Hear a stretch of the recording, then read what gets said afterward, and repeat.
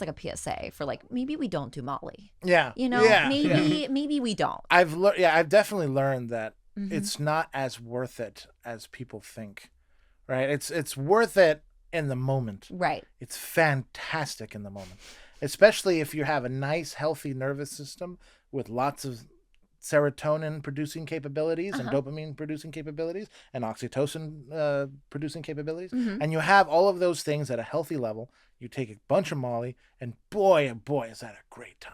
Yeah. You love everyone. You feel safe everywhere you go. Everyone is awesome and funny. Like everyone is just. You're kind of selling it. Yeah. Everything is so interesting, and oh my god, and the music hits, and you're just like, oh my god, it's like fucking so good. And you're.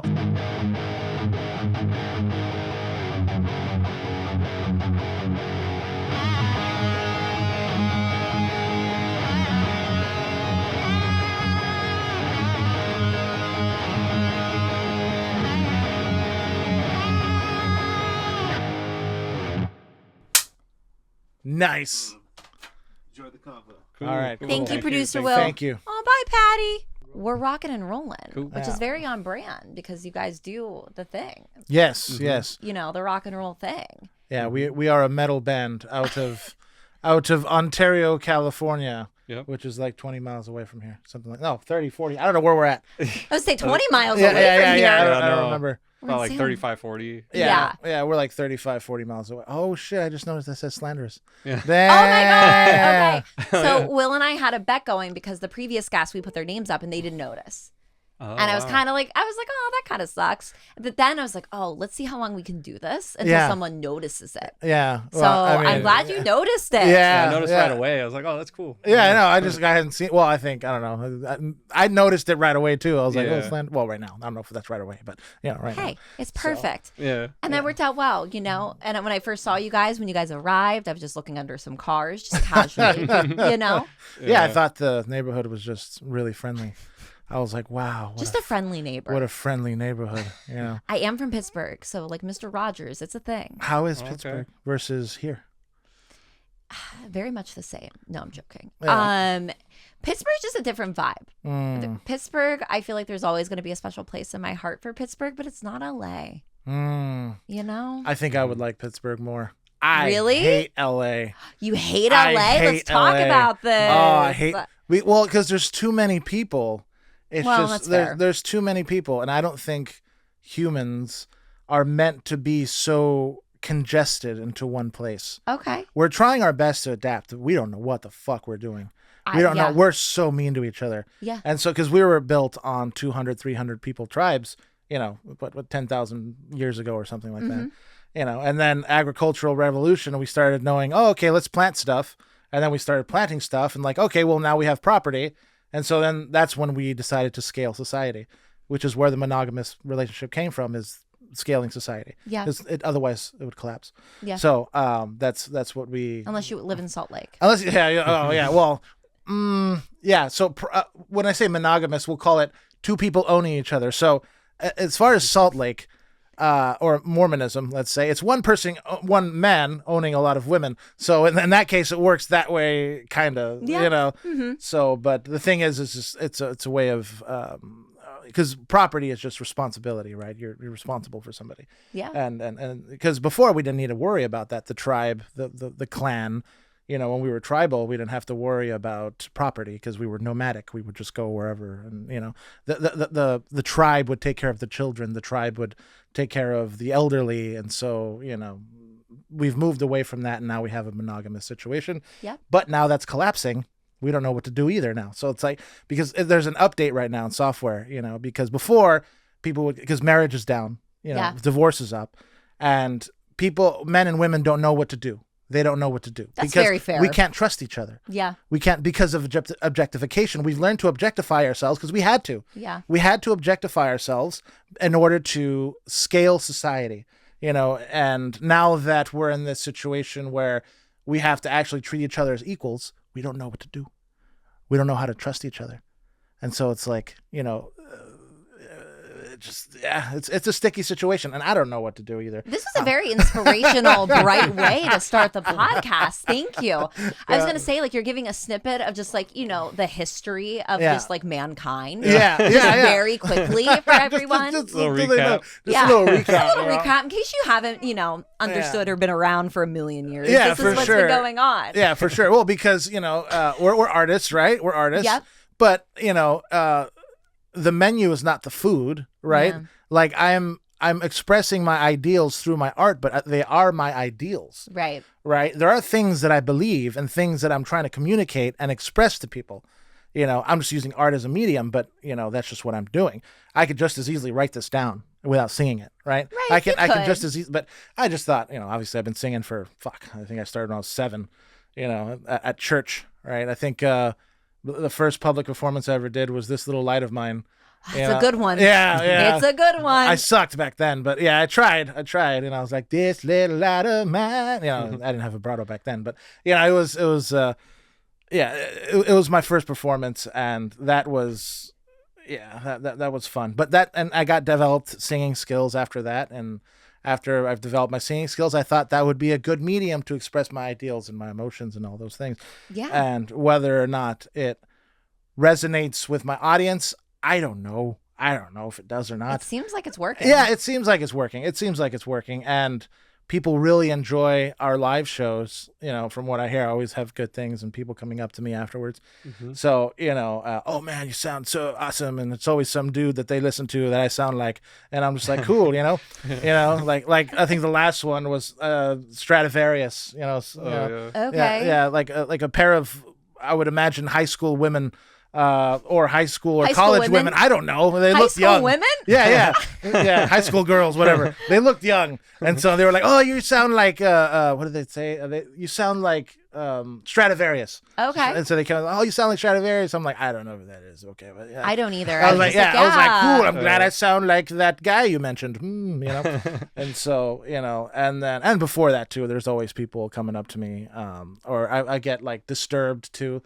Some guys like, "Oh, you sound like Disturbed," and then older people will tell me Queensryche, and they'll be like, "You sound like the guy from Queensryche and this and that, blah blah." But yeah, it's not something that I really care about. It's like, okay, whatever, But I think I sound like me, but that's just me. Yeah. But it's I do have ideals behind the music. It's not just the music, right? We're working on other stuff too, and marketing and all those things, but it's hard being a artist right now. It's definitely hard being an artist. There's a lot of confusion, and most people are in the art industry because they feel less than, right? They don't feel very good about themselves. And so they're trying to show off to their friends and family to be more successful than they are, and so And I tell this to a lot of local artists. It's like, I bet they love that. They don't when I tell them. I'm sure that goes over really well. Oh yeah. So yeah, no, and I made I don't know if you remember the promotional video I did for Creep Icon. I think so. Yeah, the one with AJ and stuff. Yeah. So I put like a hidden subliminal message in there. Yeah. Okay. And I was like, hey, stop, marketing to your friends and family. But of course I did it in a joking way, but I was really thinking like, yeah, this is stupid. Stop marketing to your friends and family. Well, your friends and family aren't your fans. They're not your fans. And you don't want them to deal with your bullshit all the time. And then you don't want them to be your fans. No. Like you want people who will tell you the truth, You need to have that, like, I guess that subjective view of it. Yeah. And also too, like, it's weird for friends and family, I think, to see you like doing something. Yeah. So as much as I feel like there's support or they're proud of you, like I know for like my family, like they don't watch this. Mm-hmm. They don't watch this. I think it's weird to them that I do it. Yeah. It makes sense, but they're just like, you're right. They're not the audience. Yeah. They're not the target audience. They're not the ones you're trying to, make your art for. Mm-hmm. So I think what you said was very interesting because it's like, you want that like recognition, right? Mm-hmm. Like at least I feel like some artists probably feel that way. Mm-hmm. For me, I feel like it's kind of embarrassing in a sense. Like I'm like, It's weird. I don't know how you guys feel about it, but like if they see you, like, let me ask. So if you're like playing a show or something's posted, or, I saw that there was an article that was published, like, how do you guys feel when your friends and family see these things and they like talk to you about it? So most artists, not myself, but most artists will post so that their family and friends see it. Right. So, and I was in that camp for a while as well. Okay. Till I realized, and I was like, not only is it not doing anything, it's almost you're wasting resources on where they could do good. But if my friends and family see a post that I'm on, I don't care. I'm neutral about it. But what do they say to you? Like, do they like say like, oh, I saw this thing that you did, like, that's awesome? Like, how do you feel about that? Okay, so if they see something that I'm on and they're like, oh, look, it's Aaron, I'll be like, oh, yeah, okay, there it is. So, yeah, I don't think there'd be much emotional response to that. I'd just be like, ignore. I don't care that they, like, I don't want them to see me as anything other than me. Right. We'll do it that. We'll put it that way. Okay. It's like, I don't want them to see me anything other than me, because my friends are my family, my family. I don't even give a shit if they go to my shows. I don't tell them to go to my shows. I don't even invite them to go to my shows. So I think my mother's been to like 1, and my father's been to like 2, and I've done many of them. So yeah, as far as like my friends and family going to my shows or going to, I could give a shit. I could give a shit, and most people are like, hey, everybody, man, I'm having a show, and they're to pull up, it's going to be fun. There's going to be pizza and beer, like, I don't give a fuck, bro. Like, I'll just eat pizza and beer somewhere else. So it's like, now there are exceptions, and it has to be born of sincerity. So if, for example, if Jason, he's playing in another band, I would like to go see him, Yeah. I think that would be interesting. Right. Like, that would be cool. Right. Right. But I'm sure Jason's not going to shove tickets down my throat, Jason, are you giving him promo codes? Are you like, come to my show? Yeah. Well, it just depends, what's going on. Like, I just try to get the word out there the best I can. And, the friends and family thing, like, yeah, they're going to see it. Friends and family are going to see it. For me, it doesn't affect me one way or the other. Like, It's cool if they see it, and if they're into it, that's cool. It's just like a byproduct of, trying to get out there. And if they don't care about it or don't see it, then that's cool too. It doesn't bother me at all. So you're pretty neutral. Yeah, I'm pretty neutral, I guess. It's cool. And, and you always want to have like support from your friends and family, which is always good. Yeah. But you gotta do what you support. Yeah. I mean, it's cool, but you do what you want to do, and whether you're supported or not, that's part of being an artist, I guess. Most people want you to fail. There is more negativity than there is positivity. Yeah. That's why it's not worth it, because what you put out, people will even applaud for you, but not in their minds. In their minds, they want you to fail. Like, aha, it's so awesome. Like, oh, you bitch, Yeah, you bitch. How dare you make that post or make that video? Yeah. I know, because I do it. But he's like, I know from experience because I'm talking shit. Well, we all talk shit, Yeah. Like, I'll look at other people's other videos, other people who I don't talk to anymore, or we don't get along anymore. And I can even think of one example, but I'm not going to say it here. So you could. I could, but yeah. You could. Yeah. Where I just watch, I just laugh. I'm just like, oh, this is so stupid. Like, what are you trying to do? Like, what are you trying to be? Like, it's so stupid, It's hard though too, because I'm like, I know what effort it puts, like, that's behind like pushing post, and it's hard to put yourself out there. So there's part of me that I'm like, I get it, and like I want to be supportive, and I'm like, yes, like you are trying something new, like it's great, and then also I'm like, oh my God, like why? And I think that's just, I don't know. I think it's just a natural reaction to have, especially when it's somebody Yeah. And it's like, oh my God. Well, it's like, and then a lot of people don't have like proper marketing theory. Like they don't understand marketing at all. It's like, it's not only, you can't just throw a bunch of money at something and expect it to work. Yeah. It's also using your money efficiently. Right. It's using it efficiently, which is another, like, okay, so I'll give you an example, and this is an example I had to learn the hard way. It's like I have an AI music video that cost me $200, and it's got more views than the music video I spent 10 grand on. That's insane. And the music video I spent 10 grand on, it was a fully scripted music video, has a story in it.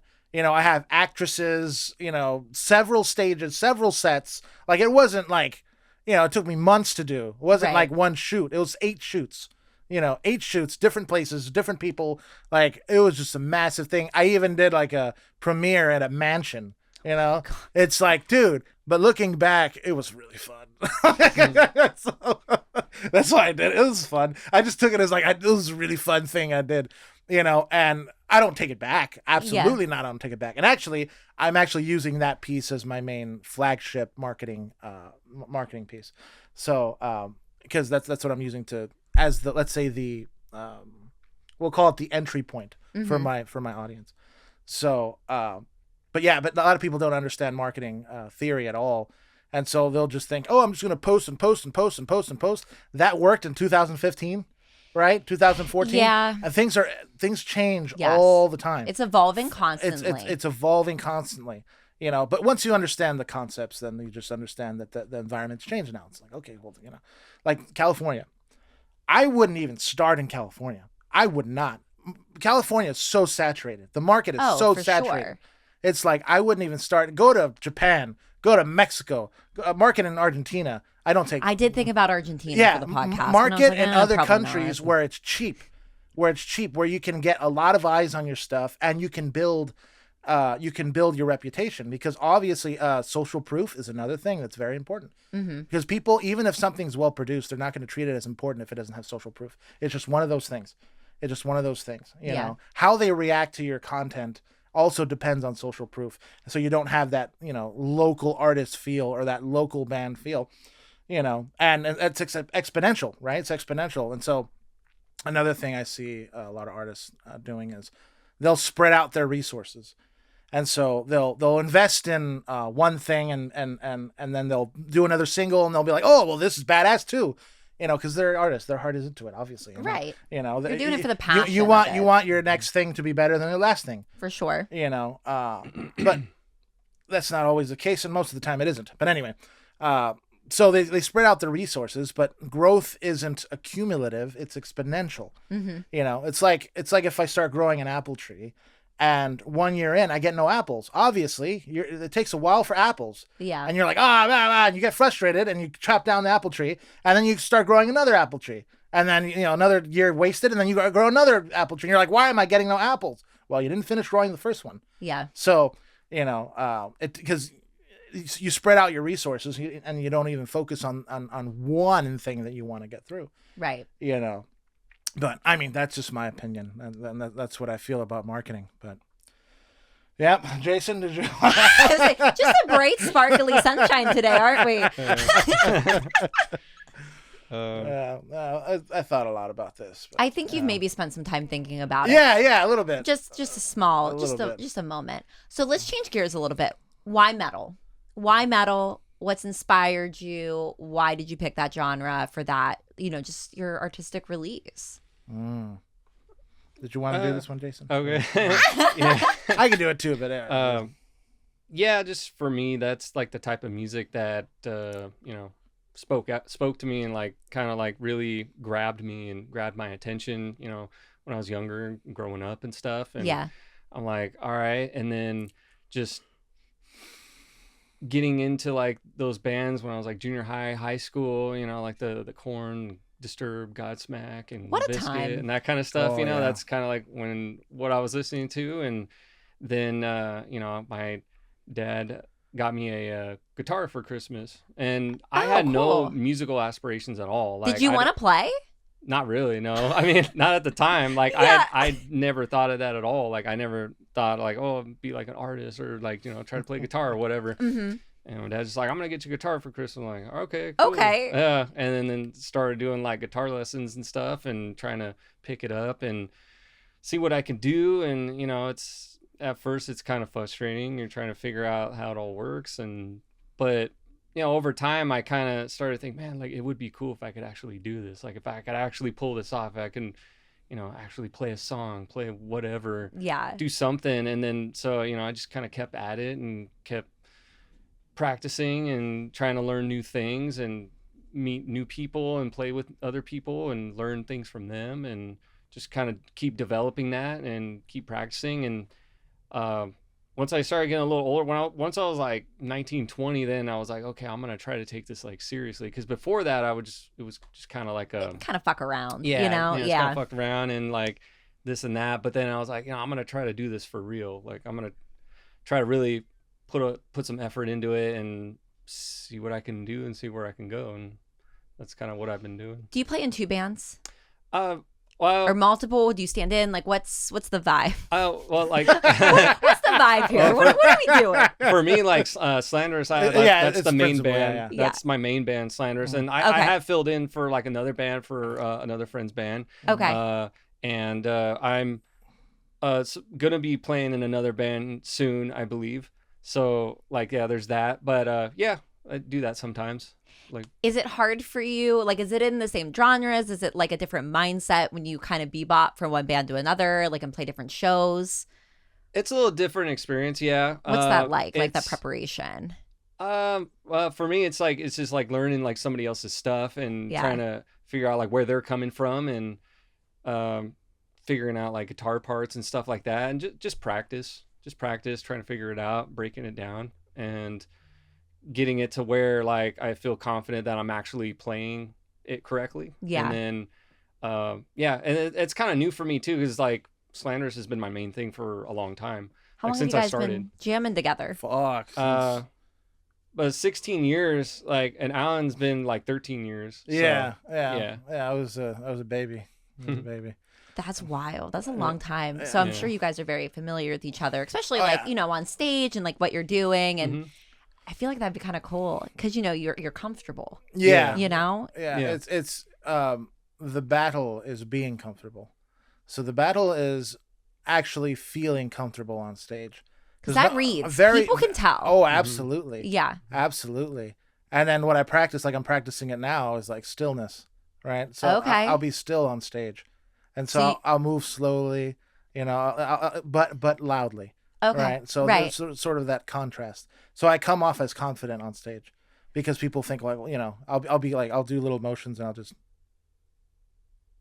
things like that. Just some awkward eye contact. Yes, awkwardness. Yes. Yeah. Just keep it as you gotta sit in the uncomfortable. Oh yeah. So it's awkward for me, but not for them. Yeah. Because they're a mass of people. Mm-hmm. So they feel secure. Right. I don't have the benefit of being a mass of people. And so I can feel awkward and I can feel relaxed and awkward, but it comes off differently. It comes off like, okay, this person is willing to face the masses and be vulnerable with the masses. Mm-hmm. And so it comes off a little bit differently. Right. So it comes off as very confident, but I don't have to yell. I don't have to do anything. I don't have to, I am yelling because I'm singing. But right. I mean, that's kind of what you're doing. Yeah. I'm like, hey, hey, fuckers. I think you should. I think that's I think you sing This Little Light of Mine and then you just say, hey, fuckers, and you just go into it. I think that's the move. Oh, I love playing with the audience sometimes. Like, was it, we're going to do like a little skit too. There's a song called Absolution. No, Absorbing Infinity. Sorry, Absorbing Infinity. Where we have like right in the middle of the song, everything stops for like 2-3 seconds. Like a hard stop. Like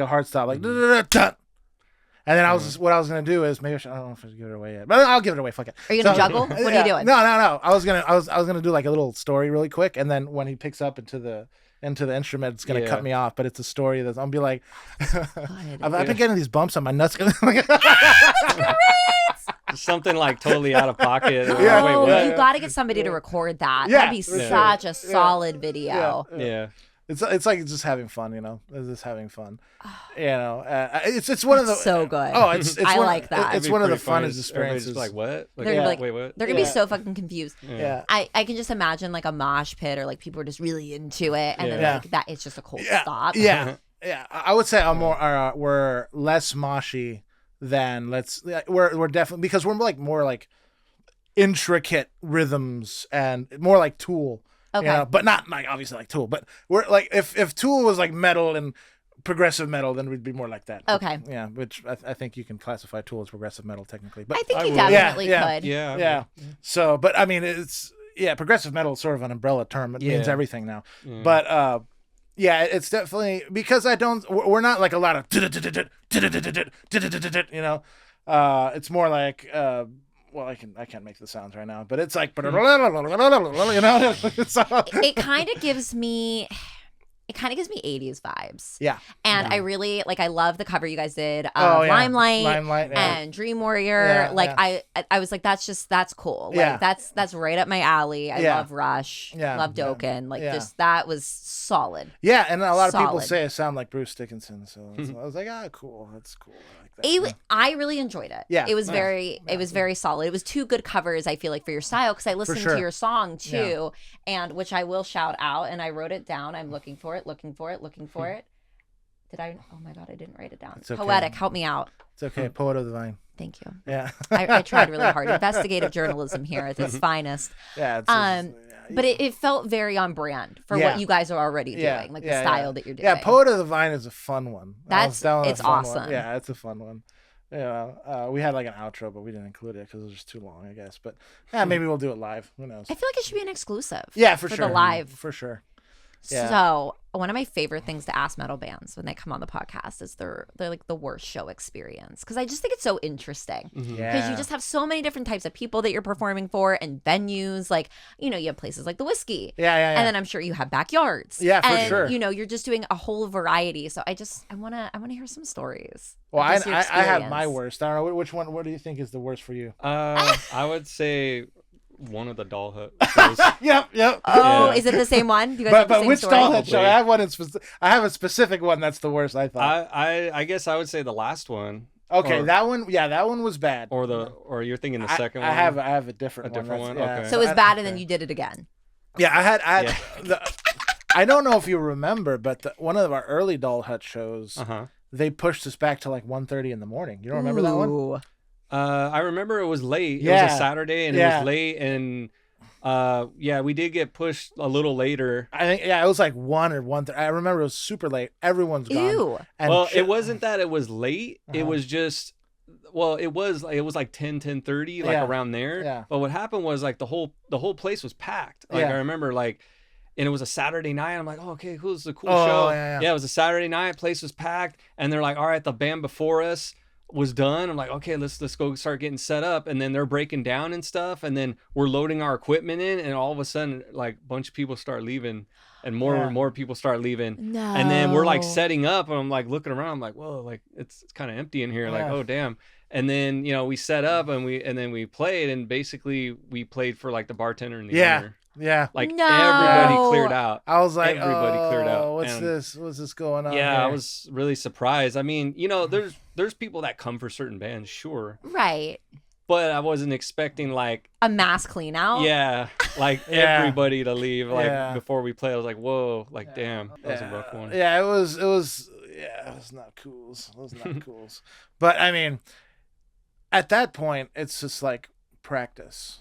At that point, it's just practice. Right. You just flex the muscle at that point. Like you're doing it. But it is, I feel like it's probably disheartening. Oh, yeah. When you have a huge crowd and then everybody leaves. But you're right. Like, you still got to do it. Yeah. You got to perform like all those people are still there. I like when the opposite happens sometimes. Like, I'll be like, we'll be packing up or setting up, and there's like hardly anybody. I'm like, oh man, it's going to be one of these. And then all of a sudden everyone stirs up like, oh cool, this is great. Yeah. It's like that kind of happened at our last show actually. I was like, oh man, turnout looks a little light, Call everybody in. And then you're like, call everybody in. I'm like, all right, hey everybody, get the fuck in here. I don't care if you're sitting down, looking at your phone, looking at the sky, just come in here, whatever.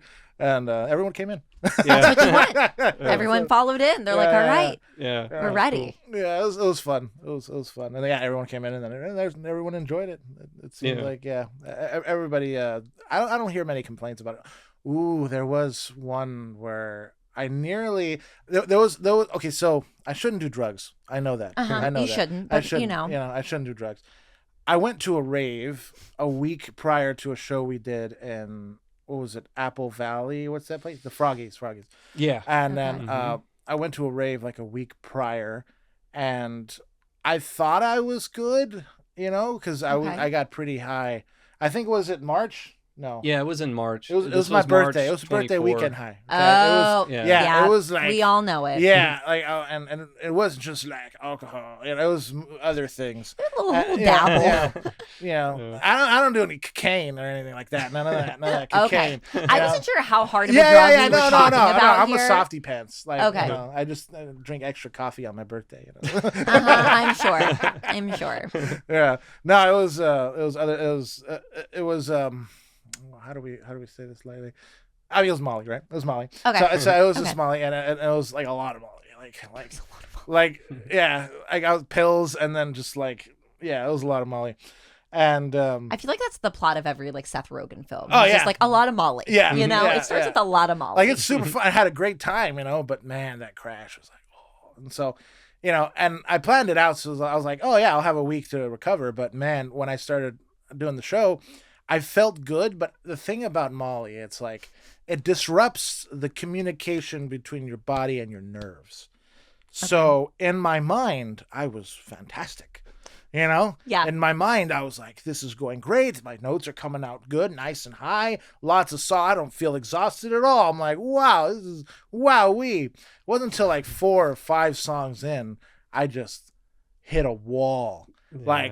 Like it's just like my body caught up to my nerves. Mm-hmm. You know, because I was just like, fuck, you know, and I couldn't sing anymore. Did you forget the words, or did you just like I paralyze? was talking Yeah. instead of singing. It was a physical thing. It was I just was like, just a physical thing. I was just like, I couldn't sing. Did you start throwing pics at him? Like, what? What do you do? I looked at Jason. I was like, I don't know what to do, bro. yeah, I Like, thought it was weird because we were like into one song, and then I kind of noticed that I'm like, damn, I'm struggling a little bit here. Like, Yeah. oh, we got tired or something. And then after that song, he's like, I can't do it, bro. I'm done, bro. And I started laughing. I'm like, you're like, wait, what? Like, really? Yeah, You're he like, didn't believe excuse me. me, what though? Yeah, I was like, what, for real? Yeah. Like, I can't do it. Like, we got it. We're done. I'm like, oh shit. yeah, Like, all because right. towards the end, I was just talking. Yeah. Like we were doing one of the songs, and I was just Yeah. like, you know, it's going da da da da da da, and I was just like da da da da da da, like I couldn't even sing anymore. Yeah. You know? Stop. Yeah, like my body just didn't. I was just like. And I was just like, because I've never not finished a set before. Yeah. Like, I've always, years and years and years, I've never not finished a set. Like, even if I'm struggling, I'll finish the set. Mhm. But, like, that wasn't struggling. That was collapse. Like, I just couldn't do You it. Like, collapsed. yeah, I collapsed. It was end. Yeah, Yep. you know, it's like I was on my last rep, and it's like, okay, that's it. Nope, no more. That's exactly what happened. And so, yeah, and that surprised me, you know, and we had a show the next day, but I was Yeah. able to pull that off for some reason. Yeah. I think Yeah, it we was had just like back to back yeah, shows that it weekend. was just that day. so it's kinda But rare. yeah, that was interesting, and we have it recorded too. We have it recorded. I think we Mhm. recorded that show, but I think that's like, that's what you use to market the band. You're like, listen, we put in 100% every Yeah. single time, Yeah. you know? Mhm. And I feel like that's like a PSA for like, maybe we don't do Molly, yeah, you know? yeah, Maybe we don't. I've definitely learned that Mhm. it's not as worth it as people think, right? It's worth it in the moment. Right. It's fantastic in the moment, especially if you have a nice, healthy nervous system with lots of serotonin producing capabilities and dopamine producing capabilities and oxytocin producing capabilities. Mhm. And you have all of those things at a healthy level. You take a bunch of Molly, and boy, oh boy, is that a great time. Yeah. You love everyone. You feel safe everywhere you go. Everyone is awesome and funny. Like, everyone is just... You're kind of selling it. Yeah. Everything is so interesting, and oh my god, and the music hits, and you're just like, oh my god, it's like fucking so good. And you're, and just like every song, you're just like, oh my god, this is the best song ever, and it's the greatest thing ever. Mm-hmm. But afterwards, it's the opposite of that. I feel like there's like a coming down because it's kind of like a hangover. Oh, it's so bad. Which, like, hangover. listen, the older I've gotten, It's- like, it's yeah. not just like a day. Oh no! It's yeah, multiple days of A week recovery. later, I collapsed at the show. So, you know, yeah. So Yeah. yeah, it wasn't like and now if I go easy, then it's fine. 2 or 3 days, I'll be fine. You know. Mhm. But I went hard. It was my birthday. It was birthday Yeah, celebration. It was, I it was get a it. birthday celebration, so I went hard. But man, yeah. Now I'm just like now I think twice. I'm just like, okay, what am I doing after that? So I have to think about what I'm doing after that, not just like, But like I might do something like when I go to Coachella, because I'm going to Coachella, so I might do like a Coachella thing. We'll see. I feel like you kind of have to. Yeah, I feel like it's part of the thing. It's part of the brand. For sure. I try to do it like at metal shows. Because I go to raves, right? And raves is a different thing. I'm a social butterfly, so I do a lot of things. You don't say. Yeah. You don't say. So I've known you for about a half hour, and I feel like I'm picking up on it. Yeah, thank you. Yeah, but it's I've tried Molly at metal at the Ghost show. I did Molly in San Diego. In San Diego, yeah. It's not like the band Ghost. Yeah, the band Ghost. That makes sense. Yeah. So I think seems appropriate. I think just Molly is just not for like metal concerts. I wouldn't do Molly at a metal concert anymore. I don't think it's worth it. I kind of want to try it again just because it's so fun, You and might it gives need me an to excuse to do dabble it. one more time. Yeah. But I was because it's like maybe you wait for Sabrina Carpenter. Yeah, maybe. I think that's the time to do it. I'm super excited for Sabrina Carpenter. I know you're a big fan. I can tell you're a big fan. Yeah, of course. That's just every day. I'm just like, what is Sabrina doing? I want to find out. So. No, it's definitely something that I don't want to do at concerts right now. Maybe I'll try again. Okay. Just because the way a concert is structured, Don't be a quitter. Yeah. Well, because raves are intermingling, right? It's intermingling. I've never been, but I'm I've seen videos. Yeah.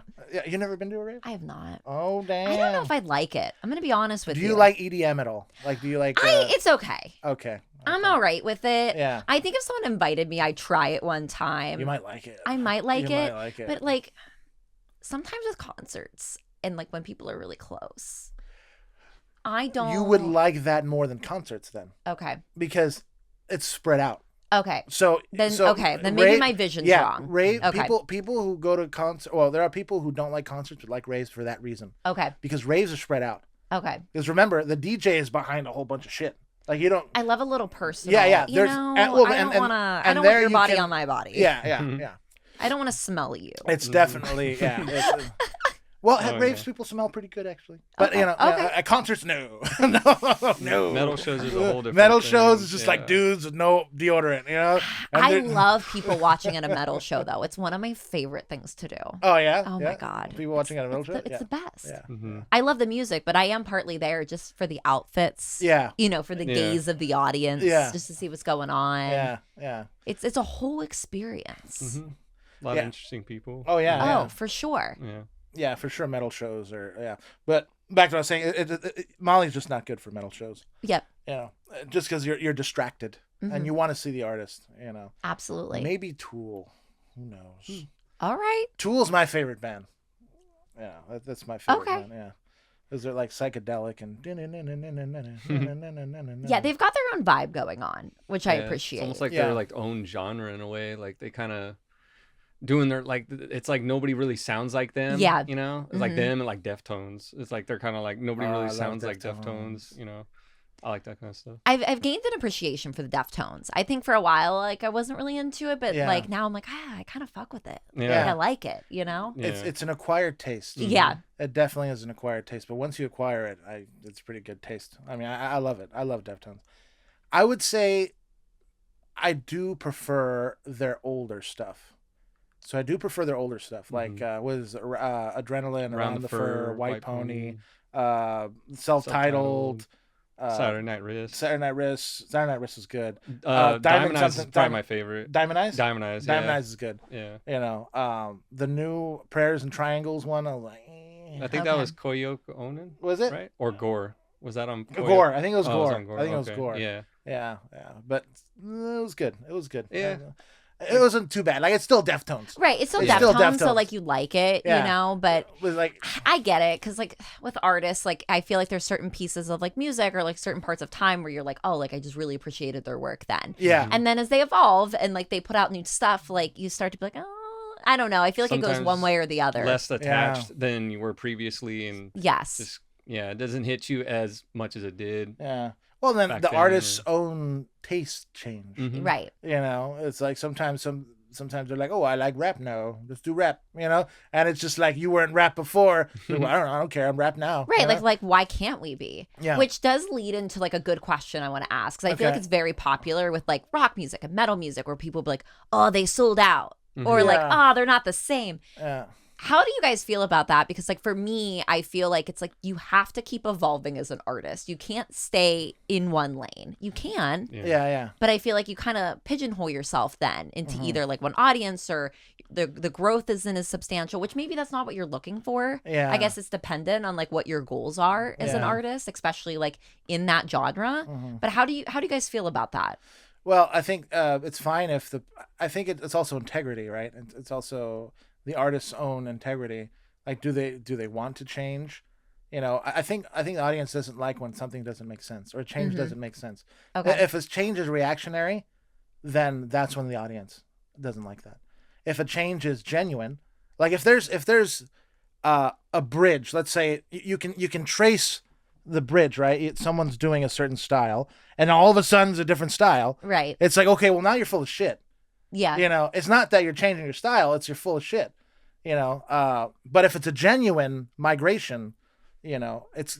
I think it'll be felt. Okay. I think it'll be felt. Does that answer your question? Yeah, that Oh, definitely. okay. Yeah, for sure. How do you feel about it? Yeah, I think it's kind of a slippery slope when from the artist perspective, because you know you want to like grow, you want to try new things and stuff, but I feel like you always want to keep that core sound there.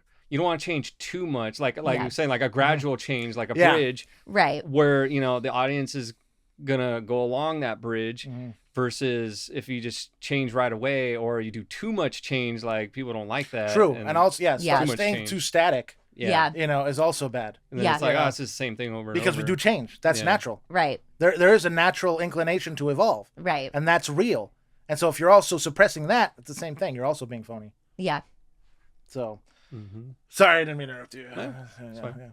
Yeah. But, It's kind of the same thing. I was just elaborating, you know, like, yeah, it's yeah. Right. It's like the flip of the coin. You Right. know, it's like, and I think that's kind of like where it gets kind of like, okay, you know, because I don't know. Like, I feel like that's just kind of like the stereotypical thing to sometimes hear. It's just like, oh, like it's a sellout, or like it's not the same, or like, I don't know. And like, it might be People coming can just more, be in a bad mood too.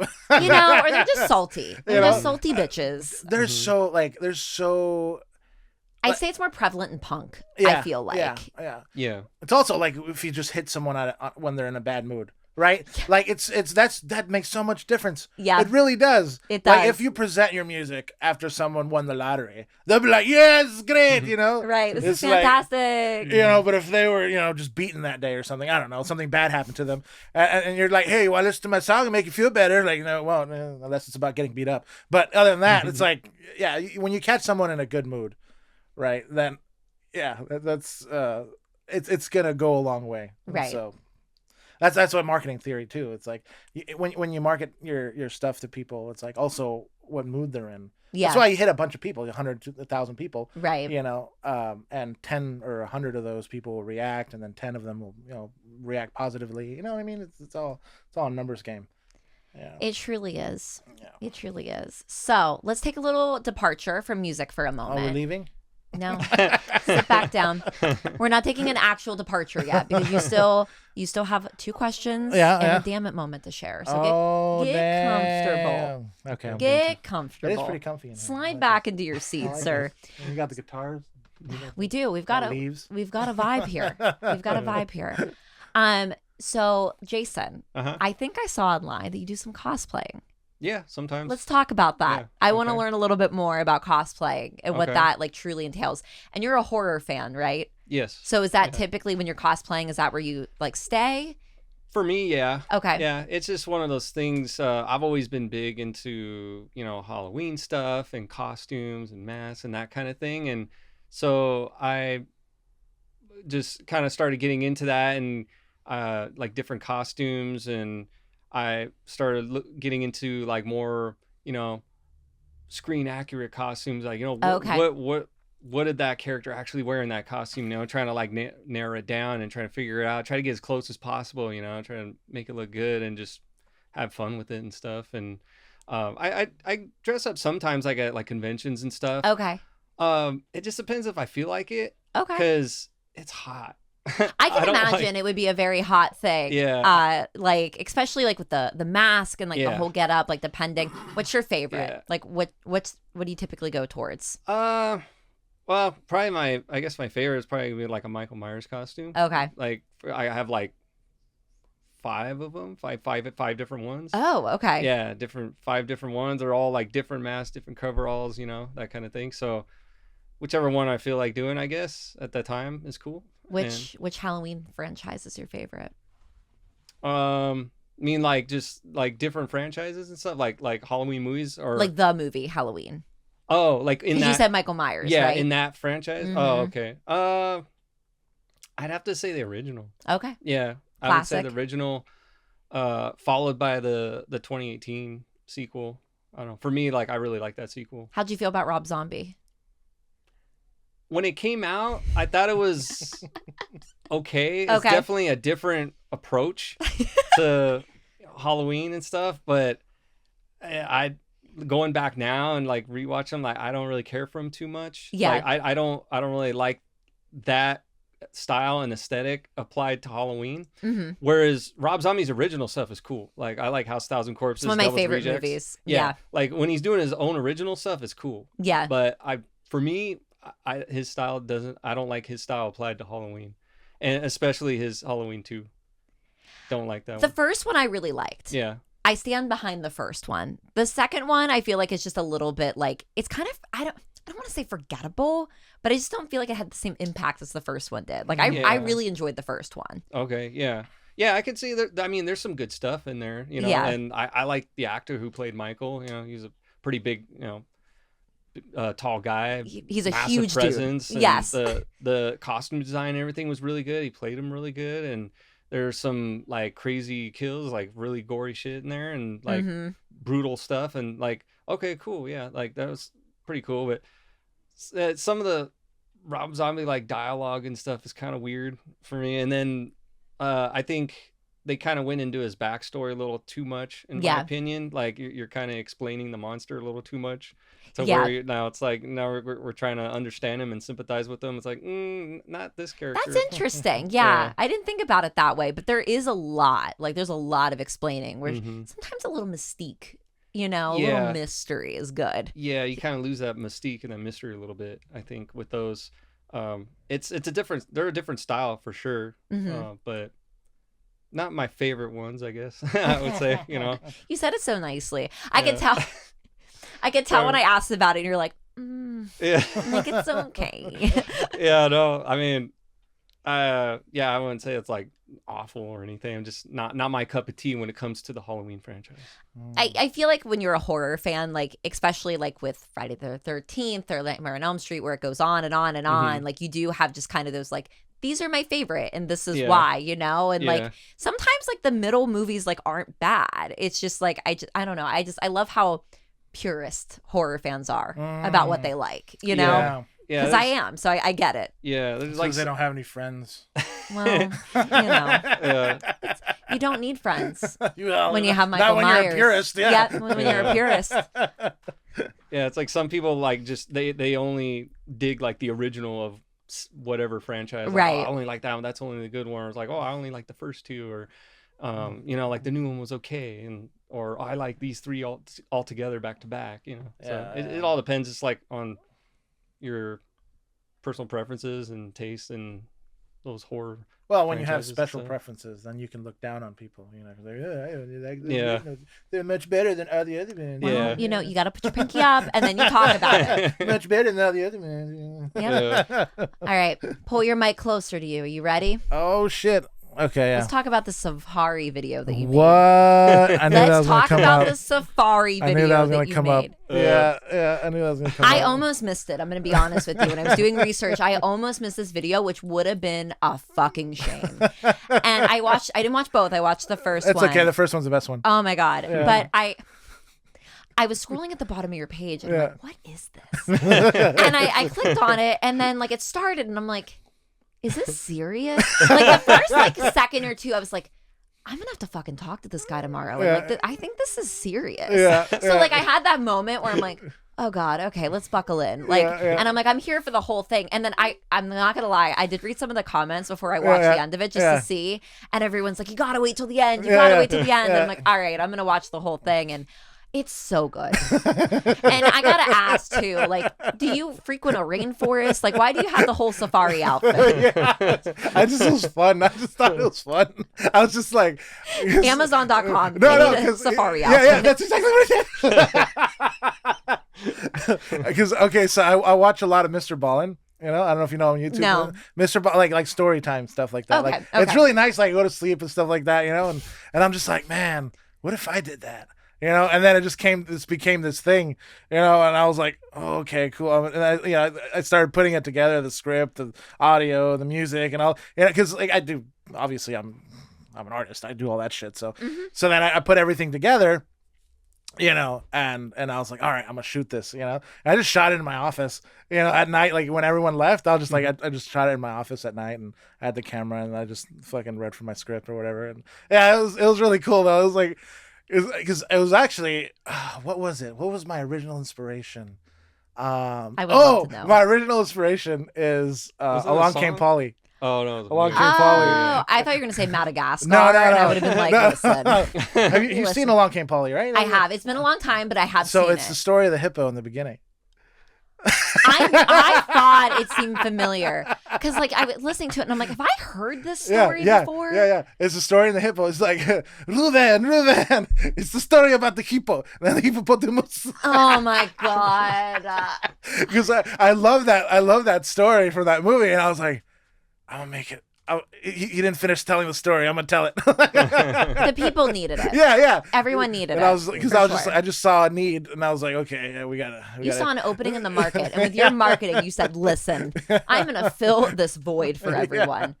Well, I'm very glad that you did. I had to bring it up. Yeah. It had to be brought up. It was definitely fun. You should watch the second part. I think I'll watch the second. I one. might do a third part. I haven't because each part is the story. Well, the first part is a story about the hippo.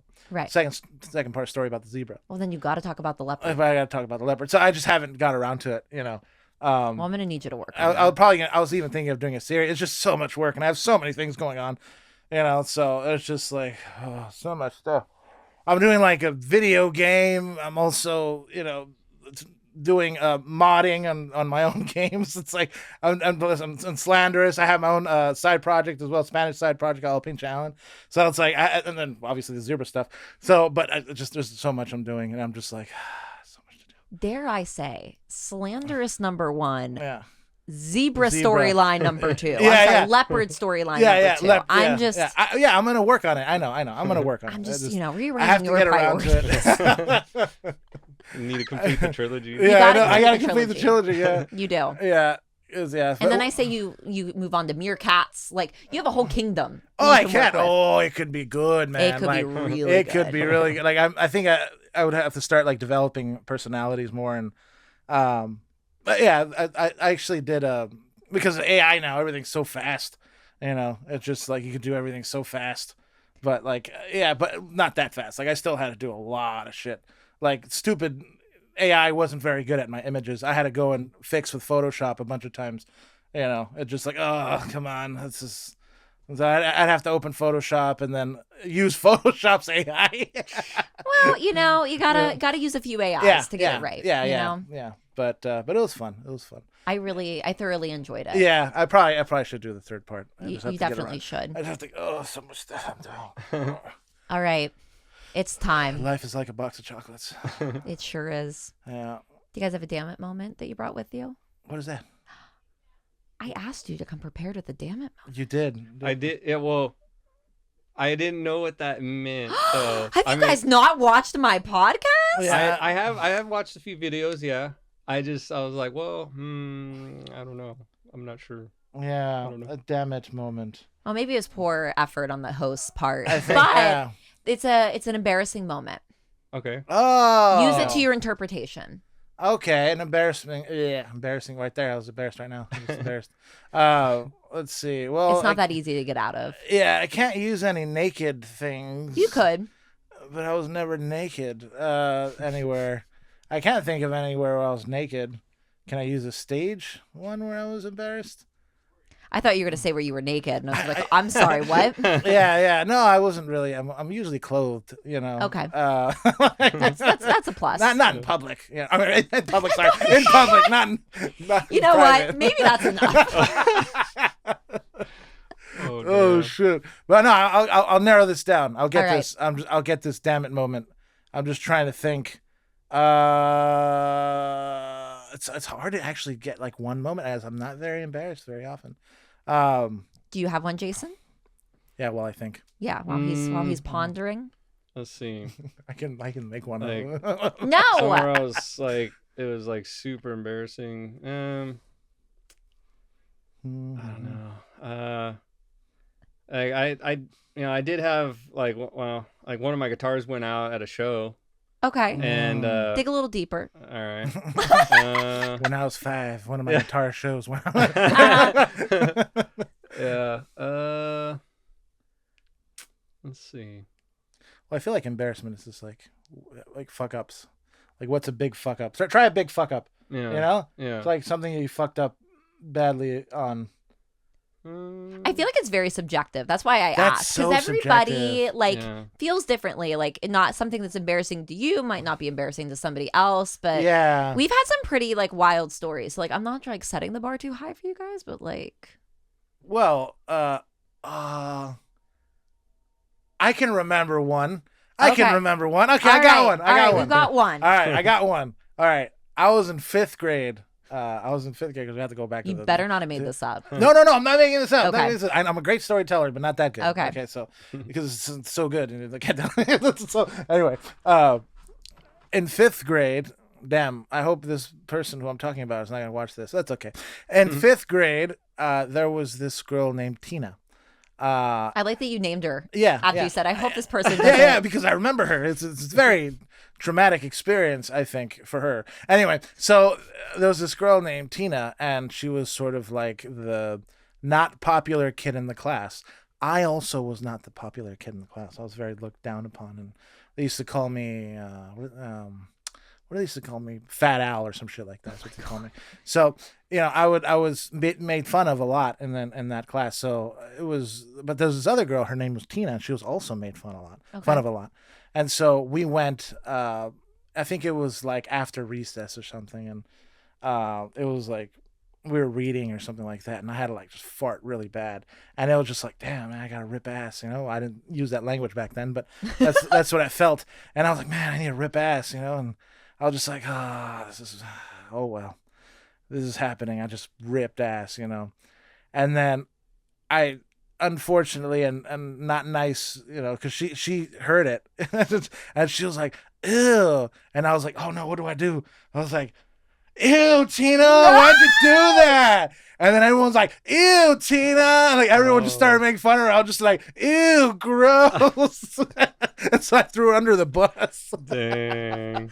That's so bad. Ever since that day, I regretted my actions. Her life changed after that. You've changed the trajectory of her I life. changed the trajectory, yeah.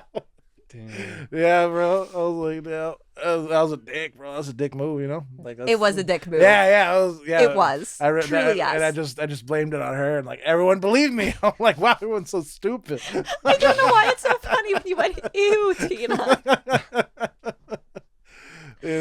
And she said it like kind of in confidence, like, did you fart? Like, I was like, ew. Like, oh, she trusted me.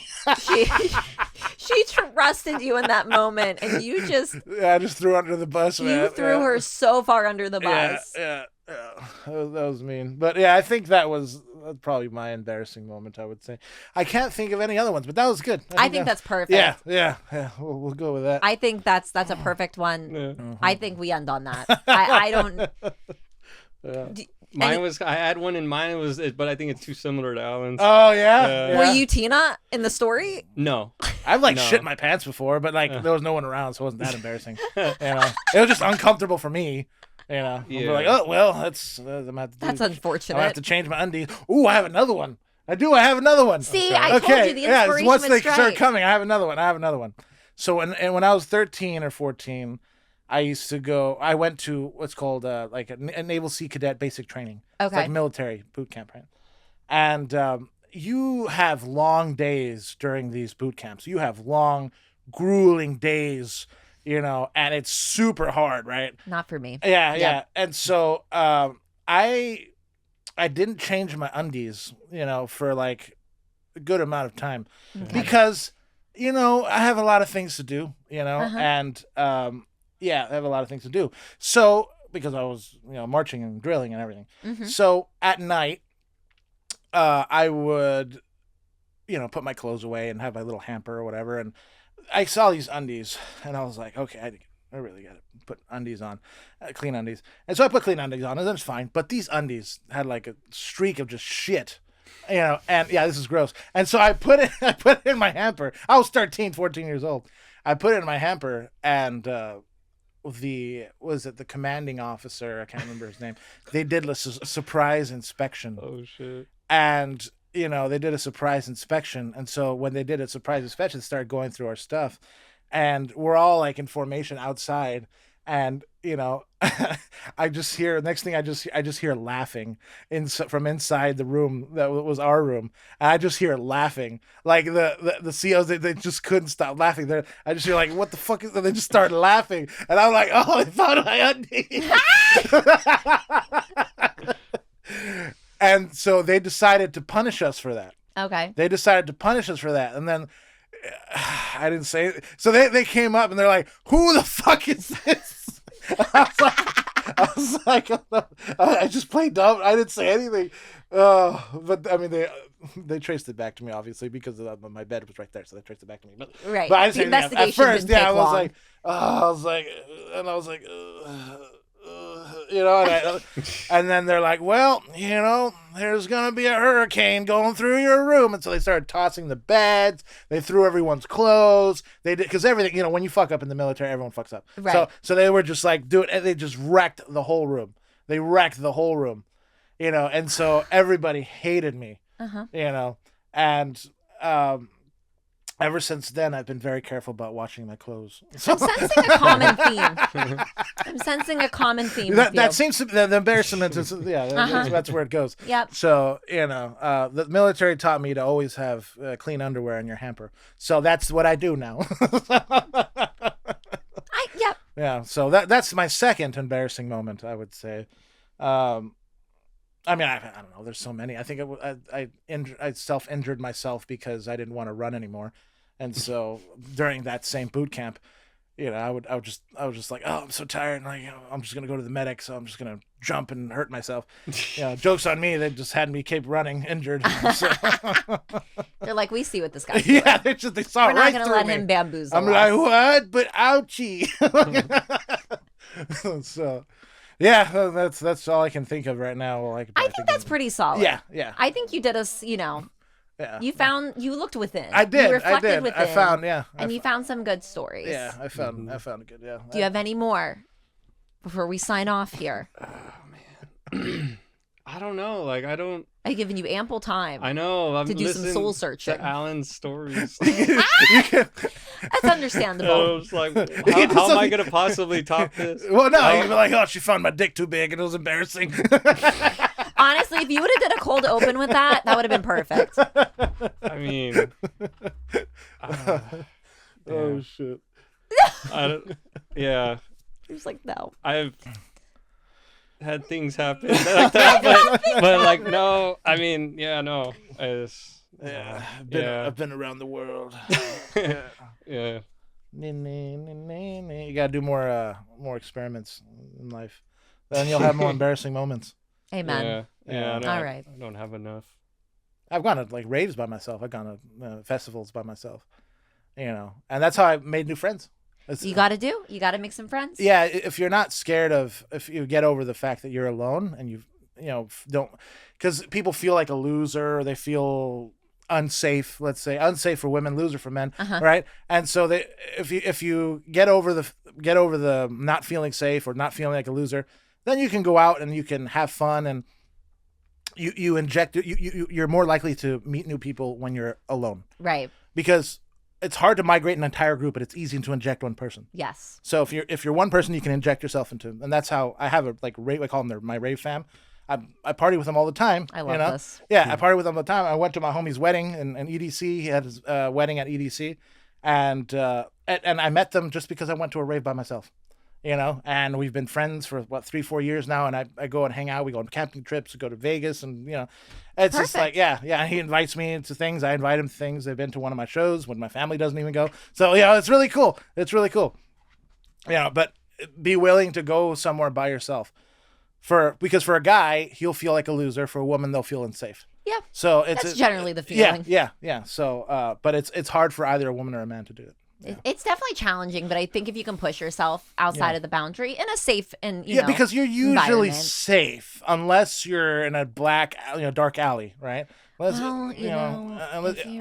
that's where you decide to socialize, I think what clientele you might run into. Yeah. But if you're in public and there's police around, you should be fine. Right, you might be okay. Yeah, unless you're in Tijuana, then that's bad. Yeah, because the police they're not your friends over there. Well, Jason, just know that we're disappointed. I'm joking.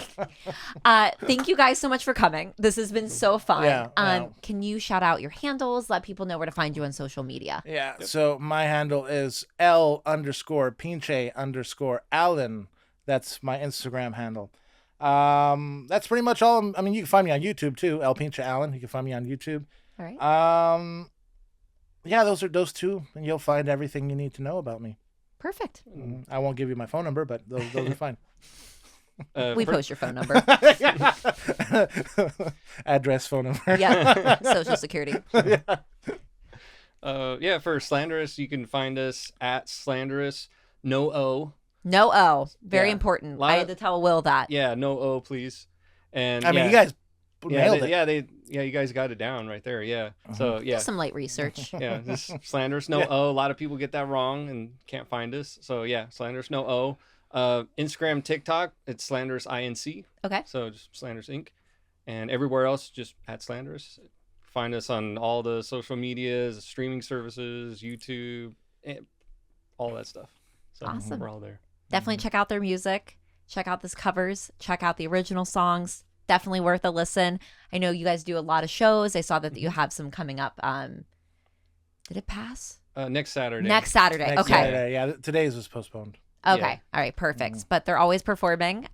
So definitely look them up. And thank you guys so much for coming. Cool. This has been a great time. Thank you. And thank you, friends. And we will see you guys next week.